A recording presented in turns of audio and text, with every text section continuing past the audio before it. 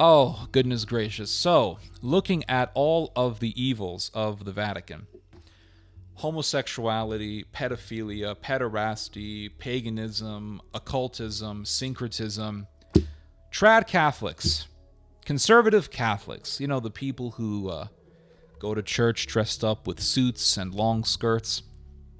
They love to say things like, oh, all this began with Vatican II in the 1960s. No, it didn't. It began centuries and centuries ago. It's very, very old. This whole idea of, well, it all began with Vatican II in the 1960s. That's really just a bunch of bullshit. It really is. It's a bunch of nonsense. You have people who sit here and they think, oh, well, before Vatican II, everything was trad and everything was based, and it was based Catholicism, and the popes were awesome and they were great, and it was just so traditional. It was so moral, and it was so modest, and it was just an amazing time, man. It was this, it really was this golden era, right? So they love to hearken back to the past, all of this hearkening back to the past. When the reality is that what happened in Vatican II was merely the church showing to the public what she has been for centuries, right? It was the church exposing what it has been for a very long time. And that's really what it was. That's really what it was. I have been reading this book that talks about this syncretism, that talks about occultism in the Catholic Church. It's called The Occult Renaissance Church of Rome by Michael Hoffman. Somebody recommended to me this book. I forgot your name, but I appreciate it because this book has been very insightful, and it really has been confirming the suspicions that I have held for a number of years now. Years ago, back in 2019, I visited Italy, and it was the first time that I ever went to Italy, and really the only time. And I think it will be the only time that I ever go to Italy. Who knows? Maybe I'll go back and do some more investigative research on all this stuff. But I remember walking into this very, very old church. This church, I think, was built back in the Renaissance period. Pretty certain that it was. Very, very old church. Centuries old. Centuries old. That I am certain of. And I remember walking into this church and seeing on the floor of this church hundreds and hundreds and hundreds of stars of David. The star on the flag of Israel, and all of these evangelicals and these Protestant Zionists, they love to wave the Israeli flag, and they think that the Star of David is some kind of a holy symbol. The reality is that the Star of David is an occult Kabbalistic symbol. And so here I am thinking, what the hell is this symbol doing all over the floor of this church? What the hell is this symbol doing covering the floor of this church? It's insane. It's absolutely crazy. And one of my aunts were there. I have 3 aunts who are nuns. And one of my aunts was there with me. And I said to her, what the hell is this symbol doing here? And she said, well, Jesus was Jewish, so it's okay. And I was just like, what the hell are you talking about? Just because Jesus was Jewish doesn't mean you follow Jewish occultism. Jesus didn't follow Jewish occultism. He went against it. He went against it. And Josephus talks about how in the temple in his time there was the symbols of the zodiac presented in its interior, which means that Jesus saw that. He saw the occultism in the temple. And that explains partially the reason why Jesus said, who are these people who corrupt my Father's teachings with the traditions of men? And you see it. You see the very corruption, the evil of the Pharisees. You see it right there in the Catholic Church. The Catholic Church is a continuation of Israel. Christianity is the continuation of the religion of Israel. Jesus Christ is the Messiah in the Bible. He is the Messiah that was prophesied in the Bible. So therefore, to follow Christ is to follow the true religion of Moses, Abraham, the prophets, the true religion of Israel. So just as there was corruption and paganism and syncretism in the institution of the temple, you have the very same thing in the institution of the church that God founded. So the temple was destroyed by the Romans. God had enough of it. He just had enough of it. And Christ told the people, he said, this temple is going down. People didn't like that. The mobs didn't like that. They killed Christ to a great extent for that reason, because he said that, because he prophesied against Israel. He prophesied against Israel. And he told the people in Jerusalem, this is a wicked city, a sinister and wicked city that God will sack, that God will punish. And this temple that you guys revere so much, it's all going to go tumbling down. Why? Because the temple, the institution of the temple, was evil. And the institution of the church today is evil. And it has been evil for a very, very long time. So, as God destroyed the temple through the Romans, using the Romans as his scourge, I believe God will destroy the Vatican. And because God destroyed the temple, what that tells us is that the institution of the Catholic Church is not exempt from God's scourge. In fact, back in the year 1527, the Vatican experienced its most destructive invasion. The most destructive sacking of the Vatican in the history of invasions of the Vatican took place in the year 1527, and it was done by the Holy Roman Empire. Why? Well, it had something to do with the Vatican making a secret alliance with the French, and the French were an enemy of the Holy Roman Emperor, and the Holy Roman Emperor Charles V didn't like that, so he wanted to make an example out of the Vatican, and so he invaded the Vatican. And the biggest, strongest force within that invading army was the Landsknecht. The Landsknecht were these German Protestant fanatics. They were mercenaries. They were basically the Blackwater of that time, right? They were ruthless, violent, vicious, brutal mercenaries who were so happy that they were hired, that they were commissioned by the Holy Roman Empire to destroy the Vatican. Even though they were hired by a Catholic government, they were more than happy to abide by the order because they were Protestants and they saw the Roman Catholic Church as the harlot of Babylon, so they didn't mind destroying it. And they destroyed the Vatican. They did. Well, not completely, but they devastated the Vatican. They sacked the Vatican. They raped and murdered and robbed tens of thousands of people. And they said that if you were to go to the Vatican after the sacking took place, you would have seen endless mounds of corpses. You would have seen devastated nuns, completely destroyed mentally by the fact that they were raped by these mercenaries. It was literally you know how they talk about the rape of Nanking? Nanking was a city in China that was devastated by the Japanese Imperial Army. This was the rape of Vatican City. And there were people saying that this was a punishment from God. And in fact, there was a man who warned the Vatican, who warned the Pope at the time, the month before the sacking took place, that God was going to destroy the Vatican, that God was going to devastate the Vatican. Why? Because of the sins and the evils of the Vatican. And this man who made this prophecy, his name was Brandano da Petroio. And he made this prophecy, he declared this prophecy to Pope Clement VII.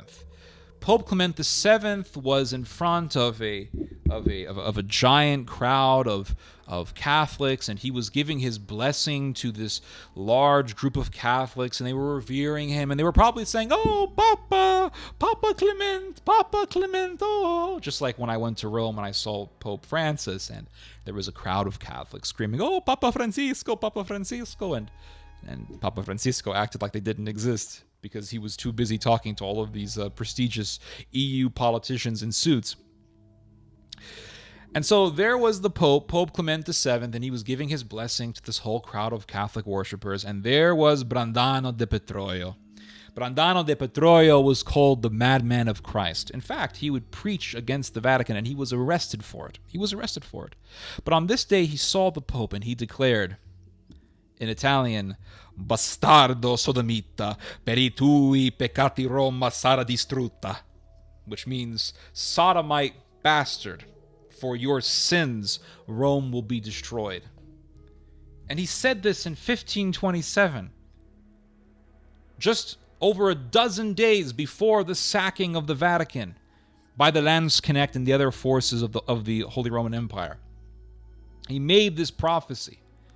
And this was a man who was arrested. He was arrested for preaching against the Vatican. Just like Girolamo de Savonarola was strangled and burned to death by the Vatican because he preached against the Vatican. But he didn't preach against the Vatican for the wrong reasons. Savonarola told the people that the Vatican was full of pedophiles, that the Vatican was full of citizens of Sodom. And the Vatican murdered Savonarola. And how does EWTN justify this? They will say things like, oh, well, it was wrong to kill Savonarola, but it had to be done because if it wasn't done, then there would have been a revolution against the papacy. So they needed to kill Savonarola. This is the argument that Catholic apologists will make. But killing Savonarola or arresting Brandano de Petroio, this was like what ancient Israel did to the prophets. Ancient Israel killed the prophets who preached against her, just as Israel would eventually murder her Messiah. And they murdered her Messiah. Why? Because her Messiah preached against Jerusalem, preached against the evils that were taking place in Jerusalem. So just as God scourged ancient Israel, God scourged the Catholic Church in 1527. And I believe that God will scourge the Catholic Church in the future. Why? For obvious reasons. It's very, very obvious why. Sodom, child molestation. This Catholic Church being filled with pedophiles, don't think that this is something that will be overlooked. This is a horrendously grave evil that has destroyed the souls of many, that has shattered the souls of thousands upon thousands of people. It's one of the biggest protectors of pedophiles in history. Let's just put it that way. The Vatican is one of the biggest contributors to child molestation. And it has been for a very long time.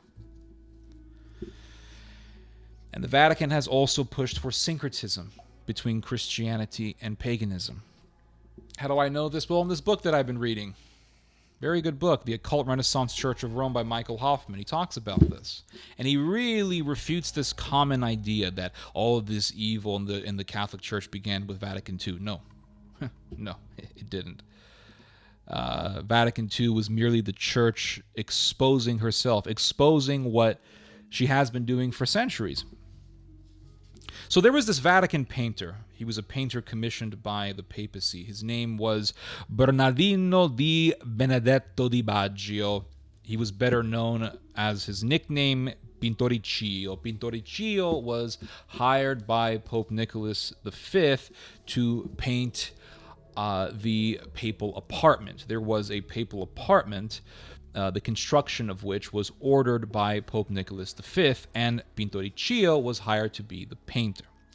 And Pintoricchio made this mural. He made this mural for the papal apartment. And the mural showed the Egyptian goddess Isis. And by her side in this mural is the Greek intellectual deity Hermes Trismegistos.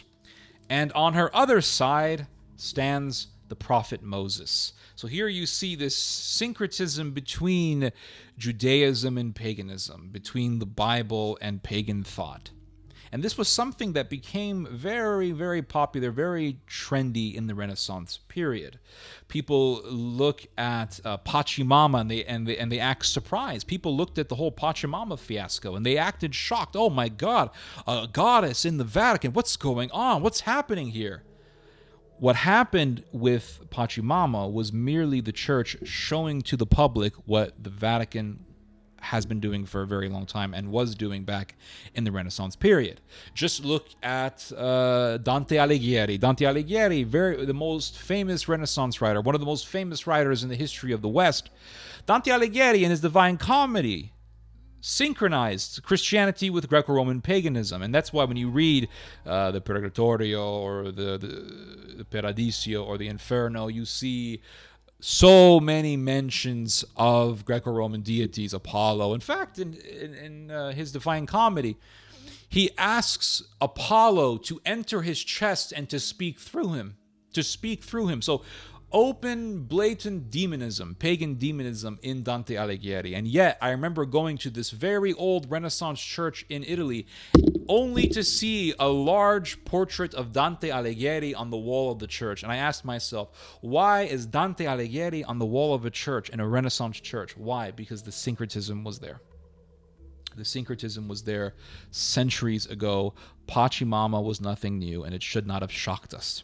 It should not have shocked us. And how, if you look at the painting of Pinturicchio of the Egyptian goddess Isis with Hermes Trismegistos and Moses, if you look at this painting, you will notice Isis being depicted in the same manner that the Virgin Mary would be depicted in the same stereotypical Catholic style that would be used to paint the Virgin Mary. So they depicted Isis as they would the Virgin Mary. This was subterfuge. This was deception. And what do they say? What do all of the Vatican defenders say about Pachamama? They say, oh, she's not a pagan goddess. She is Our Lady of the Amazons. She is the Virgin Mary. So the Virgin Mary now becomes this weapon that is used to break through our spiritual defenses, and to deceive us into thinking that this is something that is good. It's obvious deception, obvious, just obvious sophistry, obvious lying and deceit. And this is syncretism, and you had syncretism in ancient Israel. When they built the golden calf, they were also worshiping the true God at the same time. And they did this in ancient Israel. And they've been doing it in the continuation of the religion of Israel, which is Catholicism, which is the institution of the Catholic Church. And there's so much of this nonsense. Everything is everything is masqueraded as, oh, it's Our Lady, and if it's the Virgin Mary, it's okay. And it's the Virgin Mary, and you see people in the whole Pachamama event. You see people walking around in a circle, and some woman is picking up dirt, and somebody's burning incense, and you see this wooden image of Pachamama, and it just looks disgusting. There's something about it. It just looks disgusting. Well, it begins with... this stuff does not begin with Vatican II.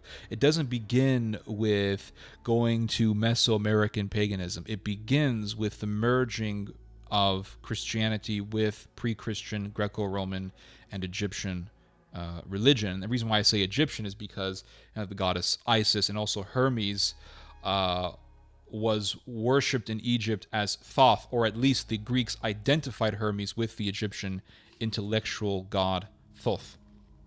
And there's another example that I want to bring to your guys' attention. There was a famous Augustinian friar back in the 16th century. His name was Giles of Viterbo. And Giles of Viterbo, he also was into syncretism with paganism. He was very much so fascinated with the pre-Christian religion of the Etruscans. The Etruscans were the natives of Tuscany.